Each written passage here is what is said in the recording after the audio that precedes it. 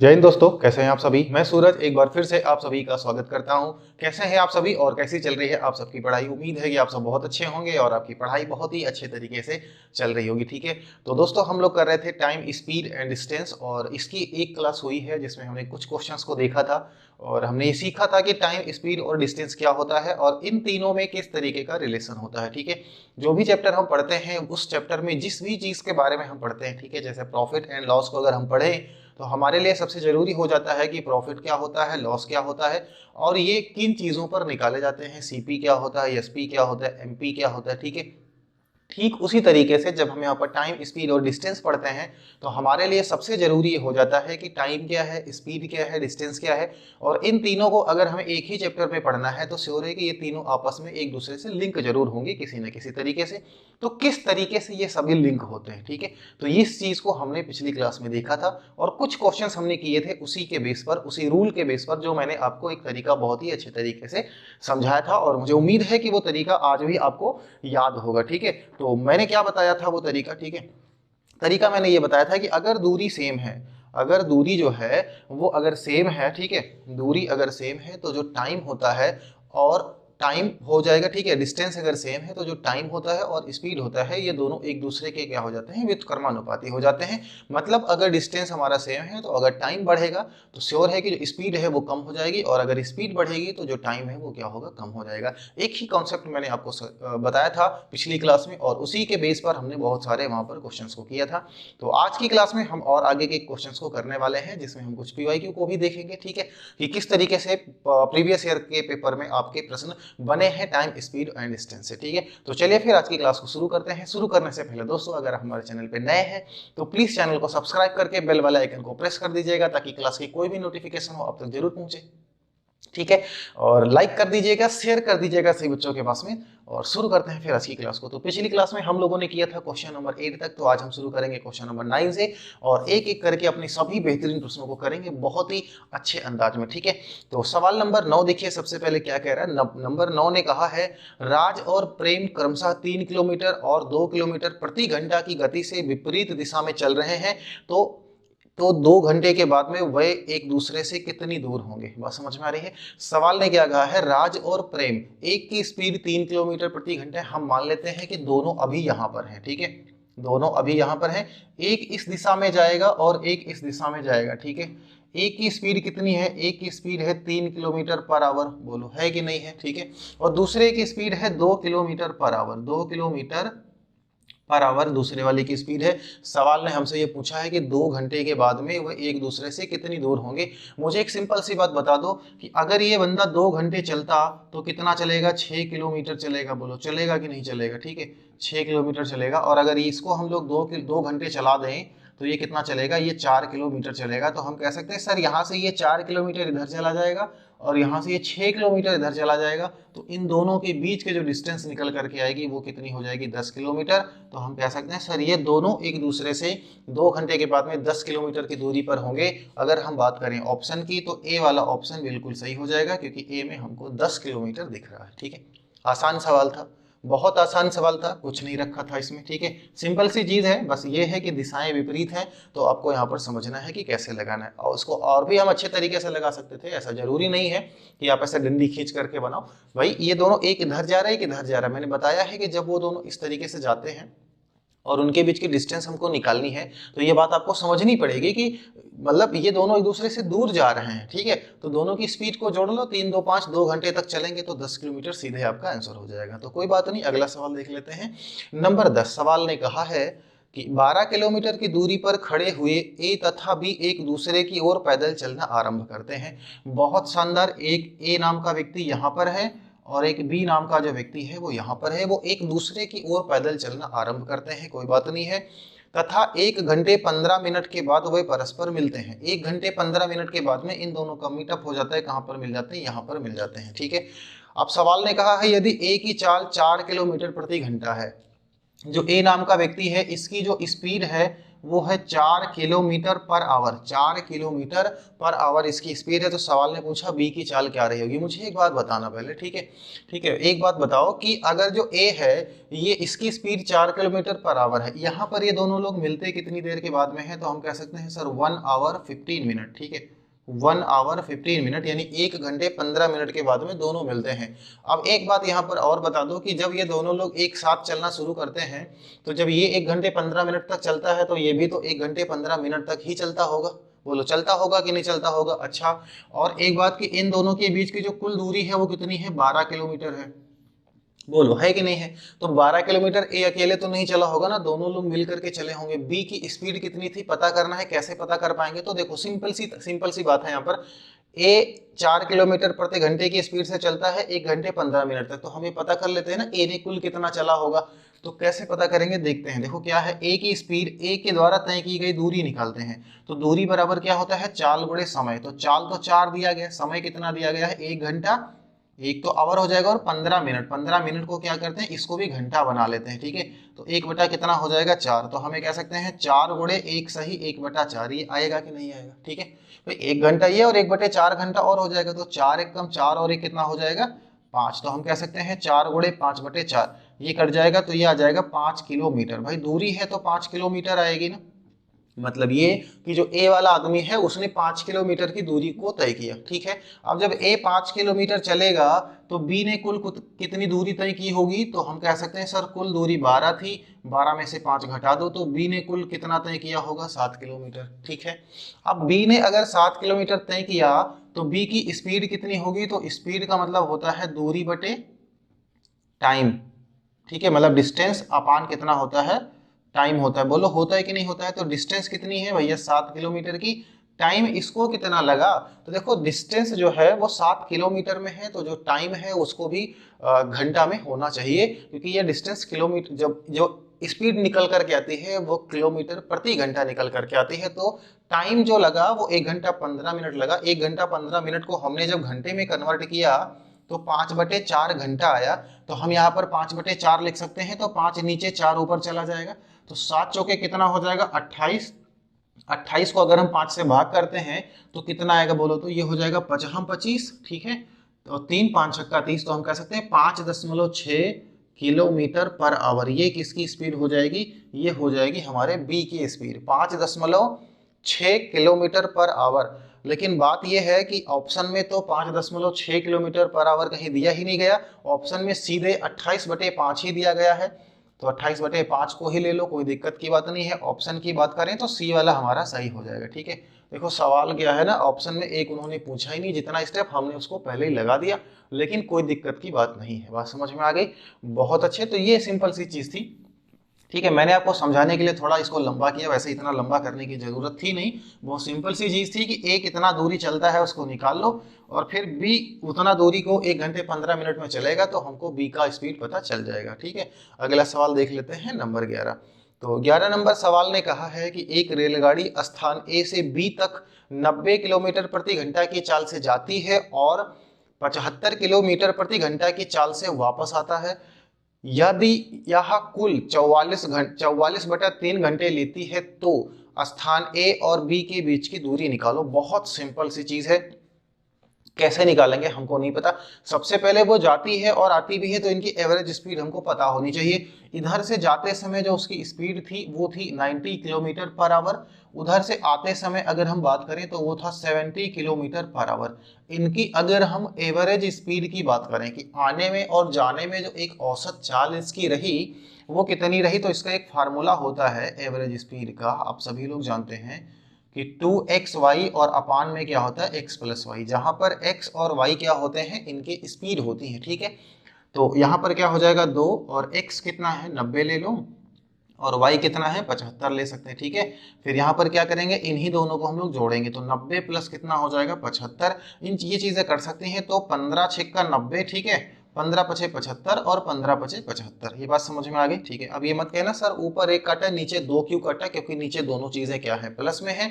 यहाँ से 15 जब हम कॉमन करेंगे तो यही सारी चीजें बचेंगी, ठीक है। अच्छा अब देख लेते हैं इनको। तो ये कितना हो जाएगा 90 दुना कितना हो जाएगा 180, 90 दुना, या ये 2 को 5 से गुणा करा लो कितना हो जाएगा 10, और गुणे में कितना हो जाएगा 90 और बटे में कितना हो जाएगा 11। ये क्या है, ये स्पीड है, बात को समझना, ये क्या है, ये स्पीड है। हमको डिस्टेंस पता करना है, क्या पता करना है, डिस्टेंस पता करना है। तो मुझे एक बात बताओ, डिस्टेंस बराबर क्या होता है, दूरी बराबर क्या होता है, चाल गुणा समय, होता है कि नहीं होता है। तो हम यहाँ पर कह सकते हैं कि सर जो डी निकलेगा वो जो हमारी जो चाल है, जो स्पीड है, ठीक है, वो 10 गुणा 90 बटे 11 है। 10 गुणा 90 बटे में कितना है, 11 है। और जो हमको समय दिया गया है वो 44/3 आवर का दिया गया। सवाल ने कहा है 44/3 घंटे कुल लगता है जाने में और आने में। बात को समझना, जाने में और आने में। अब देखो क्या होगा, एक गलती यहाँ पर और बच्चा करेगा, वो क्या करेगा अभी मैं बता रहा हूँ। तो ये हो जाएगा 30 और 11 चौके कितना हो जाएगा 44, इनको गुणा कर लो। तो 30 दामा कितना हो जाएगा 300 और गुणे 4 इनको करेंगे तो क्या आंसर आएगा 1200 किलोमीटर। बोलो आएगा कि नहीं आएगा। ऑप्शन में 1200 कहीं है, नहीं है, खास करके इस सवाल में 1200 किलोमीटर का ऑप्शन को नहीं दिया गया है। लेकिन अगर इसमें 1200 किलोमीटर कहीं भी ऑप्शन में लिखा होता तो बच्चा उस पर टिक कर देता, श्योर है कि इस पर टिक कर देता। और 1200 किलोमीटर इस प्रश्न का बिल्कुल गलत जवाब है। तो सर जी सही क्या है, देखो क्या है कि जो एवरेज स्पीड निकली है ना, वो जाने की और आने की, दोनों में एवरेज स्पीड हमने बराबर कर दी उसकी, ठीक है। लेकिन यहाँ पर क्या है कि जो टाइम दिया गया, हमको टाइम दिया गया है जाने का और आने का, दोनों का। तो जो दूरी निकलेगी वो जाने की और आने की दोनों की निकलेगी ना, तो दूरी डबल हो गई। वही हम गए उसी रास्ते पर और आए भी उसी रास्ते से, हमने 2 गुना दूरी तय किया। लेकिन सवाल ने तो ये पूछा ए और बी के बीच की दूरी बताओ। तो ए और बी के बीच की दूरी जो हो जाएगी, ठीक है, ए बी के बीच की जो दूरी होगी, बीच की जो दूरी निकलेगी वो कितना निकलेगी पता है, 1200/2 और बराबर कितना हो जाएगा 600 किलोमीटर की दूरी यहाँ पर निकलेगी। और ये हमारा होगा आंसर। ऑप्शन की अगर हम बात करें तो बी में हमको देखने को मिलेगा और बी वाला इसका बिल्कुल सही जवाब होगा। बात समझ में आ गई ना भाई। इसमें हमने 1200 में क्या किया था ना, गए और आए। तो देखो 600 हम गए और 600 हम वापस भी चले आए, ठीक है, 600 किलोमीटर हम चले गए और 600 किलोमीटर वापस चले आए, इसलिए वो चीजें 1200 हो गई थी। तो 1200 आपका आंसर नहीं था। क्वेश्चंस को कभी भी हल करो तो दिमाग लगा करके हल करो, ऐसे ही मतलब उड़ा उड़ा करके नहीं कि बस किसी तरीके से हमारा हो जाना है। बात समझ में आ रही है। जब तक दिमाग नहीं लगाओगे तब तक चीजें समझ में नहीं आएंगी, क्योंकि एग्जामिनर है वो कुछ भी पूछ सकता है, ठीक है। जो क्वेश्चन बनाने वाले हैं वो बड़े मेहनती इंसान होते हैं, वो कुछ भी पूछ सकते हैं, थोड़ी सी चीज गंदी कर देंगे और आप वहां पर क्या करोगे, फंस जाओगे। तो ऐसा नहीं करना है। बात समझ में आ रही है, बिल्कुल ऐसा नहीं करना है। अगला सवाल देखते हैं। तो अगले सवाल में क्वेश्चन ने कहा है कि 45 किलोमीटर प्रति घंटा की चाल से एक ट्रेन एक घर को 12 सेकेंड में पार करती है। ट्रेन की लंबाई ज्ञात करें। बात समझ में आ रही है। सवाल ने क्या कहा, 45 किलोमीटर प्रति घंटा की चाल से एक ट्रेन एक घर को 12 सेकंड में पार करती है। ट्रेन की लंबाई बताओ। मुझे एक बात बताओ, घर तो थोड़ा सा होता है ना, मतलब घर की कोई बहुत ज्यादा लंबाई तो होती नहीं है। ट्रेन घर को अगर पार कर रही है इसका मतलब है कि ट्रेन खुद की लंबाई को पार करती है। बात समझ में आ रही है। तो हमें पता करते हैं कि 10 सेकंड में ट्रेन जो है वो कितनी डिस्टेंस कवर कर सकती है, यानी कि 10 सेकंड में या 12 सेकंड में उसने अपनी डिस्टेंस को कवर किया होगा, ठीक है। तो ट्रेन की जो चाल है, ठीक है, ट्रेन की जो स्पीड है वो है 45 किलोमीटर पर आवर। लेकिन बात यह है कि हमें जो समय दिया गया है वो 12 सेकंड का दिया गया है। तो स्पीड को सबसे पहले मीटर पर सेकंड में हम कन्वर्ट करेंगे। तो इसके लिए इसको 5/18 से गुणा कराना पड़ेगा। तो ये हो जाएगा मीटर पर सेकंड। हल कर लेते हैं थोड़ा सा। 3 छाक 18 हो जाएगा और 3 15 में 45, 15 पचे कितना हो जाएगा 75। तो ये आ जाएगा 75/6 मीटर पर सेकंड। बोलो आएगा। ठीक है सर जी। टाइम जो हमको दिया गया है, ठीक है, टाइम हमको दिया गया है वो दिया गया है 12 सेकंड का। तो सवाल ने हमसे पूछा था डिस्टेंस यानी लंबाई ज्ञात करो ट्रेन की। तो दूरी बराबर क्या होता है, चाल गुणा समय। तो हम कह सकते हैं 75/6 और गुणे में हो जाएगा 12, 6 दूनी 12, 75 दूना 150। तो हम कह सकते हैं कि 12 सेकंड में जो ट्रेन है वो 150 मीटर की दूरी को कवर कर सकती है।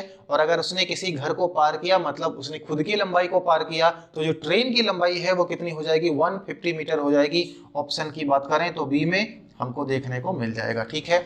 ऑप्शन की बात करें तो कहां देखने को मिल जाएगा, बी में हमको देखने को मिल जाएगा, ठीक है। चीजें क्लियर हैं, आसान है, कोई दिक्कत नहीं है, आपको केवल थोड़ा सा समझना है। समझना तो सर जी हर सवाल में हमको होता है, ठीक है, तो बस वैसे इसमें भी थोड़ा सा समझ लेना है। अगला सवाल देख लेते हैं, ठीक है, बहुत अच्छा सवाल है, नंबर 13। बहुत ही सिंपल क्वेश्चन है और इसमें भी क्या होता है, कभी कभी लड़के एक्स मान करके लगाते हैं, ठीक है, या कुछ भी मान करके लगाते हैं, जबकि ऐसा कुछ नहीं है। इनके कॉन्सेप्ट को समझो केवल, ठीक है, कि ये क्या कहना चाहते हैं और चीजें फिर आसान हो जाएंगी। कैसे देखते हैं, सवाल नंबर 13 ने कहा है कि 60 किलोमीटर प्रति घंटा की चाल से चल रही 243 मीटर लंबी एक रेलगाड़ी एक सुरंग को पार करने में 42 सेकंड का समय लेती है। सुरंग की लंबाई मीटर में ज्ञात करो। अब मैं क्या कह रहा हूं, यहां पर लड़के मानते हैं कि माना सुरंग की लंबाई x है, तब उसके बाद में सुरंग और ट्रेन की लंबाई को मिक्स करते हैं। मैं कह रहा हूं ना कि देखो, जैसे अगर जैसे मान लो ये सुरंग है यहां से लेकर के यहां तक, ठीक है, और ये इतनी लंबी ट्रेन है, तो ट्रेन पहले यहां पर आई, अब ट्रेन आगे ऐसे निकलेगी, तो देखो ये ट्रेन ऐसे निकल रही है, ऐसे ऐसे ऐसे, ठीक है, तो ट्रेन का जो खोपड़ी वाला हिस्सा है ना, वो तो यहाँ पर आ गया, लेकिन क्या सुरंग को वो पार कर चुकी? नहीं, पार तो वो तब करेगी जब उसका ये पीछे वाला हिस्सा यहाँ पर आएगा। बस समझ में आ रही है ना? अच्छा, अगर ये सुरंग लंबी नहीं होती, सुरंग केवल इतनी सी होती, ठीक है, इतू सा अगर सुरंग होता, तब तो ये पार कर चुकी होती। मतलब अगर ये सुरंग की लंबाई नहीं होती तो वो अपनी लंबाई को पार करती और सुरंग पार हो जाती। लेकिन यहाँ पर क्या है, सुरंग भी है। अच्छा, अब अगर ये आगे जा रही है तो अब वो अपनी लंबाई को नहीं पार कर रही है, अब वो सुरंग को पार कर रही है। तो मेरे कहने का मतलब ये है कि कोई भी ट्रेन जब किसी सुरंग को पार करती है, किसी प्लेटफॉर्म को पार करती है, तो अपनी लंबाई प्लस उस प्लेटफॉर्म या उस सुरंग की लंबाई दोनों को पार करती है। ये बात समझ में आ रही है? ठीक है, तो अब हम क्या करने वाले हैं, हम इसको कैसे समझने वाले हैं, हम ये समझ सकते हैं। सवाल ने क्या कहा है कि वो 42 सेकंड का समय लेती है, तो 42 सेकंड में मुझे ये बताओ उसकी स्पीड जो भी कुछ हो, ठीक है, इस क्वेश्चन की बात नहीं करते हैं, किसी भी क्वेश्चन की बात कर लो, उस ट्रेन की, उस गाड़ी की स्पीड कुछ भी हो, वो जितने समय में पार करती है उतने समय में उसके द्वारा चली गई दूरी ही तो है। दोनों की मिक्स चीजों, दोनों की जो मिक्स चीजें हैं भाई, उस रेल की लंबाई और उस सुरंग की लंबाई, इन दोनों को मिला दिया जाएगा तो वो डिस्टेंस ही तो बनेगी, वो दूरी ही तो बनेगी जिसको कवर कर रहा है कौन? हमारा ट्रेन। ठीक है, कैसे निकालेंगे? सवाल ने क्या कहा, देखो भाई, उसकी जो स्पीड है, किसकी? उस ट्रेन की जो स्पीड है वो है 60 किलोमीटर पर आवर। सबसे पहले हम एक काम करते हैं, इसको मीटर पर सेकंड बनाते हैं, तो 5 बटे कितना हो जाएगा? 18, 6 तिरिक 18 और 6 दसवें 60, ये हो जाएगा 50/3, और यहाँ पर हम मीटर पर सेकंड कर सकते हैं, ठीक है, 50/3 मीटर पर सेकंड हो जाएगा, ये हो जाएगी ट्रेन की स्पीड। ठीक है, अच्छा, ट्रेन को समय कितना लगता है? तो अगर हम बात कर लेते हैं टाइम की, तो टाइम उसको लगता है 42 सेकंड का। कितना लगता है? 42 सेकंड का टाइम लगता है। हम एक बात यहाँ पर ये पता कर लेते हैं कि 42 सेकंड में हमारी जो ट्रेन है वो कुल कितना डिस्टेंस ट्रेवल करेगी। ठीक है, तो हम कह सकते हैं सर स्पीड 50/3 और टाइम लगेगा 42, 3 से इसको काट दो, 14 हो जाएगा। 14 से अगर इसको हम गुणा करा देते हैं तो 14×5 = 70, कितना हो जाएगा? 700 मीटर। कितना हो जाएगा? 700 मीटर। तो हमें कह सकते हैं कि जो हमारी ट्रेन है उसने 700 मीटर की दूरी को तय किया होगा 42 सेकंड के अंदर। बात समझ में आ गई? लेकिन अब यहाँ पर बात यह है कि सर हमारे ट्रेन की जो लंबाई है वो तो केवल 243 मीटर है, तो ये 700 मीटर कैसे तय करेगी? यानी कि बाकी की लंबाई सुरंग की रही होगी। तो बाकी सुरंग की लंबाई कितनी थी? तो उसी 700 में से ट्रेन की लंबाई को घटा दो, 10 में से 3 जाएगा तो 7, 9 में से 4 जाएगा 5, 6 में से 2 जाएगा 4, तो 457 मीटर जो आएगा ये सुरंग की लंबाई हो जाएगी। अगर हम बात करें ऑप्शन की, तो डी वाला हमारा बिल्कुल सही हो जाएगा। ठीक है, जो डी वाला ऑप्शन है वो क्या हो जाएगा? हमारा बिल्कुल सही हो जाएगा। तो ये तरीका कितना बेहतर है, एक्स वगैरह मानने की कोई जरूरत नहीं है। सिंपल हम उस टाइम पीरियड में पता करेंगे कि जो ट्रेन है वो कितनी दूरी तय करेगी, और जो भी कुछ ट्रेन की लंबाई दी गई है या सुरंग की लंबाई दी गई है, जो टोटल डिस्टेंस वो ट्रेवल करेगी उसमें से किसी की भी लंबाई को घटा लो तो दूसरे वाले की डिस्टेंस आपको ऑटोमेटिक पता चल जाएगी कि दूसरे वाले की लंबाई कितनी है। ठीक है, चीजें क्लियर हैं तो अच्छी बात है। ठीक है, बहुत शानदार है, कोई दिक्कत नहीं है, बहुत मजा आ रहा होगा।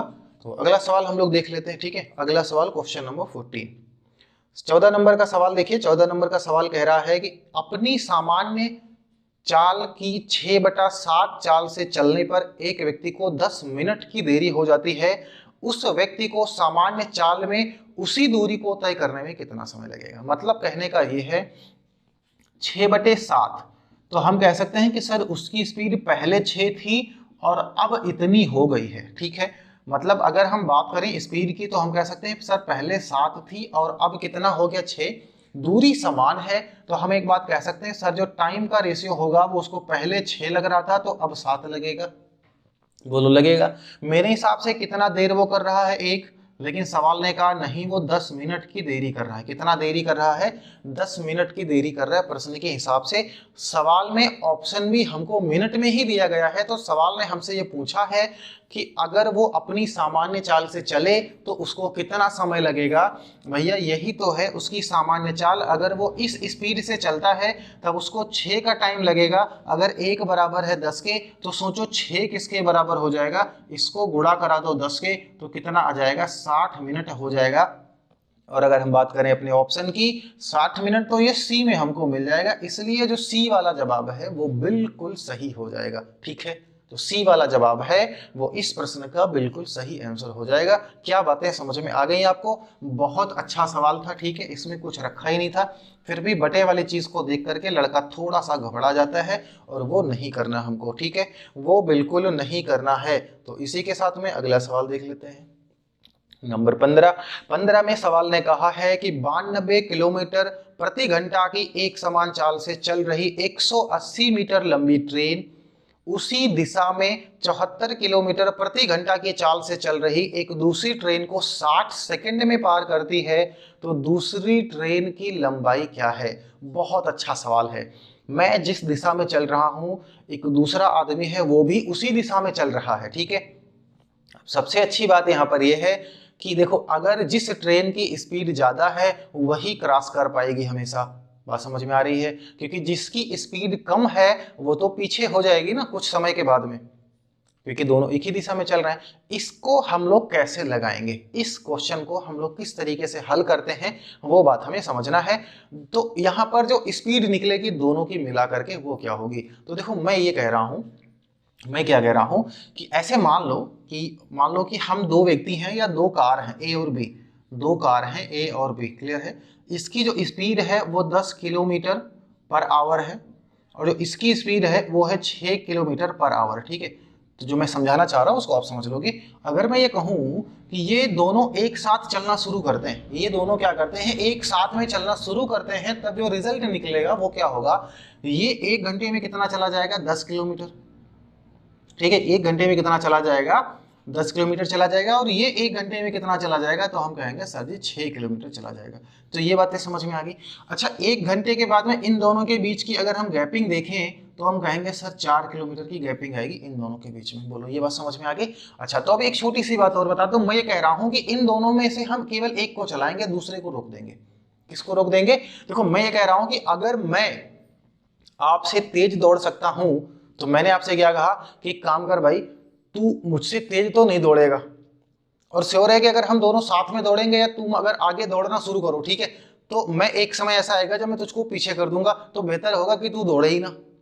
तो कहोगे अच्छा मतलब हम दौड़े ही नहीं, अच्छा तो तुम जीत जाओगे, तो हम दौड़े ही नहीं, हम अपना काम ही ना करें, ये तो गलत बात है। तो मैं कहूंगा नहीं, एक काम कर, देख तेरी जितनी क्षमता है मैं अपनी उतनी क्षमता को कम कर देता हूं, ठीक है, तो भी बात बराबर हो जाएगी। बहुत अच्छी बात कही ए ने क्या कहा कि देखो भाई पेट्रोल बड़ा महंगा है, ठीक है, डीजल बड़ा महंगा है, पेट्रोल बड़ा महंगा है, तो एक काम करते हैं तू रुक जा, मैं चला जाता हूं और तेरी जितनी स्पीड है मैं कम कर दूंगा।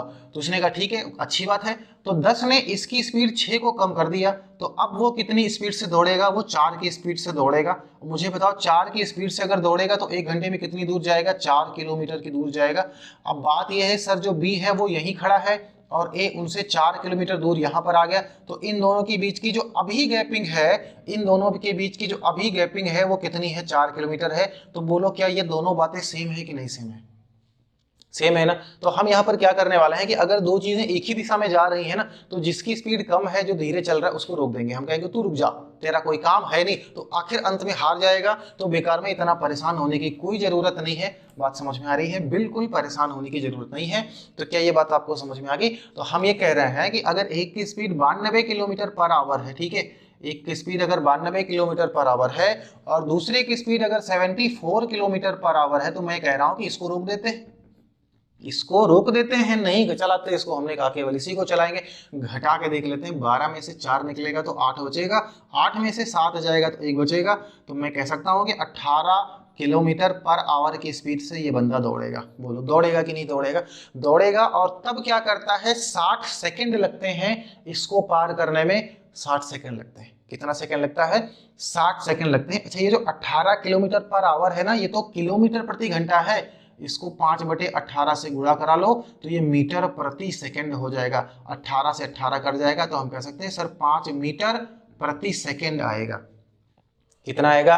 5 मीटर प्रति सेकंड स्पीड है किसकी? हमारे ट्रेन की। अच्छा, तो अब सवाल लगे आगा 60 सेकंड में तो डिस्टेंस कितना कवर करेगी भैया? 5 की स्पीड से 60 सेकंड तक दौड़ेगी तो हम कह सकते हैं सर 300 मीटर की दूरी वो तय करेगी, जिसमें जो पहले वाली ट्रेन है उसकी लंबाई कितनी है? 180 मीटर है, तो दूसरे वाले की लंबाई कितनी हो जाएगी? 120 मीटर हो जाएगी, क्योंकि ये अपनी लंबाई के साथ में दूसरे वाली ट्रेन की लंबाई को ही तो तय करेगी। तो 120 मीटर ही हमारा क्या हो जाएगा?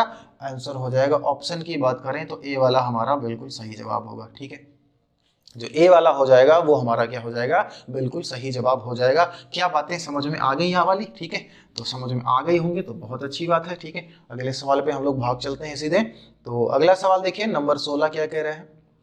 16 नंबर ने कहा है कि समान लंबाई की 2 ट्रेनें ए और बी समांतर पटरियों पर एक ही दिशा में क्रमशः 64.8 किलोमीटर प्रति घंटा और 50.4 किलोमीटर प्रति घंटा की चाल से चल रही हैं। ट्रेन ए ट्रेन बी को 1 मिनट में पार करती है। प्रत्येक ट्रेन की लंबाई मीटर में ज्ञात करो। यहाँ पर भी कॉन्सेप्ट बहुत अच्छा है। सवाल ने स्टार्ट में एक बात कही है, आपको सवाल को पढ़िएगा तो देखिएगा। सवाल ने कहा है समान लंबाई की 2 ट्रेनें, दोनों ट्रेनों की जो लंबाई है वो क्या है? समान है। वरना लड़का इसको देखता और कहता है सर इसमें तो किसी भी ट्रेन की लंबाई नहीं दी गई, हम इसको कैसे लगाएंगे? तो ये लगेगा। देखो क्या करना है ना, एक की जो स्पीड है ना वो 64.8 है और जो दूसरे की स्पीड है वो हम कह सकते हैं सर 50.4 है। इनके बीच का अंतर निकालो। क्यों? क्योंकि हम इसको रोकने वाले हैं। हम क्या करने वाले हैं? इसको रोकने वाले हैं। 8 में से 4 जाएगा तो 4 बचेगा। ठीक है, 64 में से अगर 50 को निकाल देंगे तो 14। ये हो जाएगी हमारी स्पीड जिसको हम चलाने वाले हैं, दौड़ाने वाले हैं। कितनी देर तक दौड़ेगा? तो 1 मिनट तक दौड़ेगा।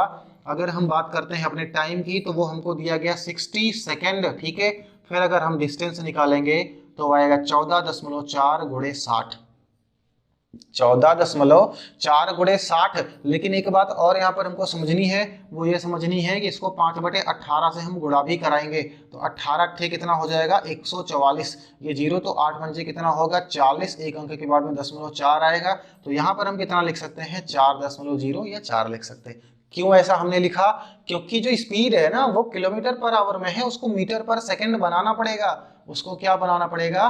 मीटर पर सेकंड बनाना पड़ेगा। तो अब ये कुल कितनी दूरी निकलेगी? 6 चौके 24, 240 मीटर। अब कहोगे सर जी 240 मीटर ऑप्शन में नहीं है, लेकिन अगर होता ऑप्शन में तो लड़का इसी को टिक मारता। भैया 240 मीटर क्या है? दोनों ट्रेन मतलब दोनों की लंबाई 240 मीटर वो डिस्टेंस है जो उस ट्रेन ने कवर की है। और 240 मीटर में तो वो अपनी भी दूरी को कवर करेगी और जो दूसरी की ट्रेन है जिसको हमने खड़ा कर दिया था, रोक दिया था कि उसे नहीं चलना, उसकी भी दूरी को कवर करेगी। तो चूंकि दोनों की दूरियां समान है तो एक ट्रेन की लंबाई कितनी है? इसको बटा 2 कर लो तो मेरे हिसाब से काटा पीटा मचा करके 120 मीटर आएगा। एक ट्रेन की लंबाई कितनी हो जाएगी? 120 मीटर हो जाएगी। ऑप्शन की अगर हम बात करें तो ऑप्शन वाला सी हमको देखने को मिल रहा है, इसलिए जो सी वाला जवाब होगा इस प्रश्न का बिल्कुल सही जवाब हो जाएगा। बोलो क्या बातें समझ में आई कि नहीं आई? आ गई समझ में बातें? बहुत अच्छी बात है फिर तो। ठीक है, अगर बातें समझ में आ गई हैं तो बहुत अच्छी बात है। हम लोग अपने अगले सवाल पे चलते हैं। अगला सवाल बेहद आसान है।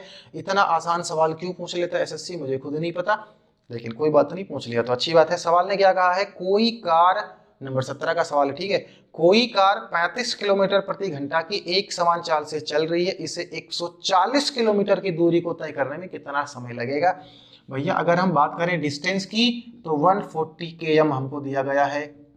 ठीक है, अगर हम बात करें स्पीड की तो 35 kmph दिया गया है। ठीक है, यानी 35 किलोमीटर पर आवर हमको दिया गया है। अगर बात करें हम टाइम की तो टाइम बराबर क्या होता है? D/S होता है।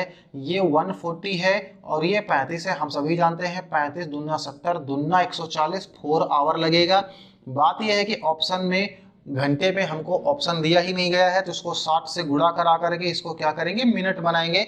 6 चौके 24, 240 कितना हो जाएगा भैया, 240 मिनट हो जाएगा।